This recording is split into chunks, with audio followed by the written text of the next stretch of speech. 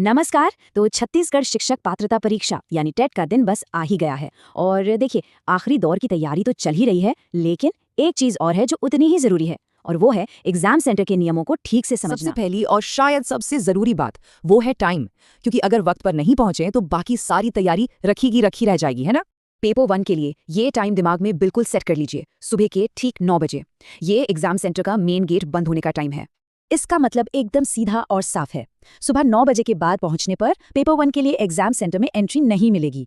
इस नियम में कोई ढील नहीं है, कोई गुंजाइश नहीं है। और अब आते हैं दूसरे पेपर पर। इसके लिए गेट बंद होने का टाइम है दोपहर के 2:30 बजे यानी 2:30 PM। सुबह की तरह ही दोपहर वाले पेपर के लिए भी नियम उतना ही सख्त है। मतलब टाइम की पाबंदी दोनों ही सेशन के लिए जरूरी है, इसमें कोई छूट नहीं मिलेगी।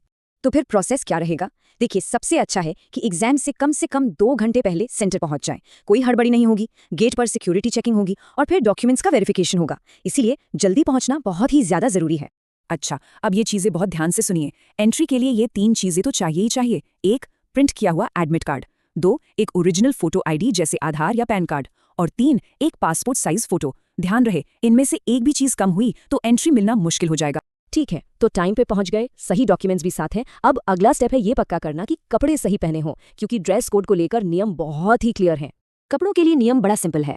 हल्के रंग के और आधी बाजू के कपड़े पहनने हैं। गहरे रंग, पूरी बाजू के कपड़े या फिर जिन कपड़ों में बड़े बड़े बटन हो, उनकी इजाजत नहीं है।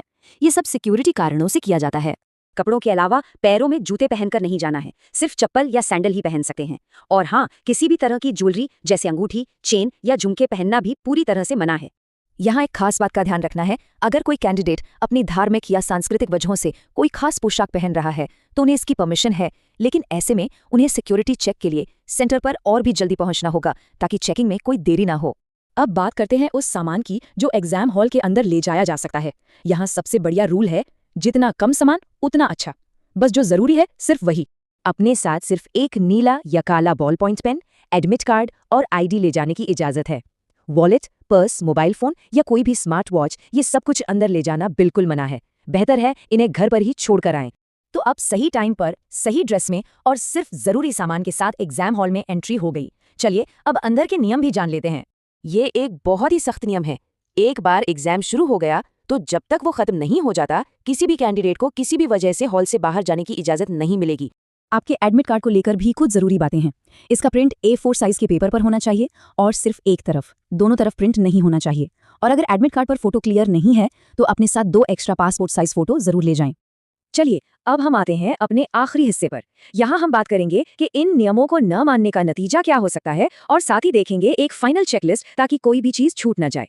एक जरूरी सवाल, मान लीजिए कोई इन इंस्ट्रक्शंस को फॉलो नहीं करता है, तो फिर उसका नतीजा क्या हो सकता है?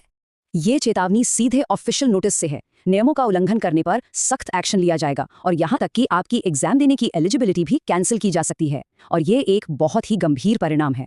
तो एग्जाम के दिन घर से निकलने से पहले ये है आपकी फाइनल चेकलिस्ट। अपने सेंटर की लोकेशन एक दिन पहले ही देख लें।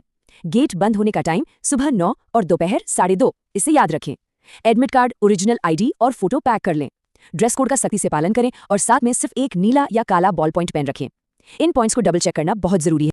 उम्मीद है कि इन सभी निर्देशों के बाद एग्जाम के दिन को लेकर अब कोई कंफ्यूजन नहीं होगा।